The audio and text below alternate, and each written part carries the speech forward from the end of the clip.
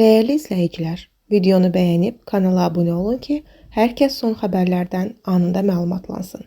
Arıqlama dərmanı və çoxlu limonlu su içən Şəbnəm Tovuzlunun halı pisləşib. Xəbər verilir ki, o evdə huşunu itirərək yıxılıb və təcil tibbi yardım çağırılıb. Bu haqda şair Nazilə Səfərli məlumat verir. Xalq artisti Afaq Bəşir qızı uzun müddət sonra yenidən teatr sahəsində çıxış edəcək. Xəbər verilir ki, aktrisa Akademik Musiqili Teatrda Zal qızı Zalxa tamaşasında rol alacaq. Uzun müddətdir səhhətindəki problemlə əlaqədar səhnədən uzaq qalan Bəşir qızı yanvarın 30-da tamaşaçılarla görüşəcək. Yazıcı dramaturq Əli Əmirlinin 7 məhbusa anası piyesi əsasında ərsəyə gələn tamaşanın bəstəkarı əməkdar Nisrət xadimi Camaşir Quliyevdir. Qeyd edək ki, Afaq Bəşir qızı bir müddət əvvəl onkoloji xəstəlikdən əziyyət çəkdiyini, ayaqlarında ciddi problem olduğunu açıqlamışdı.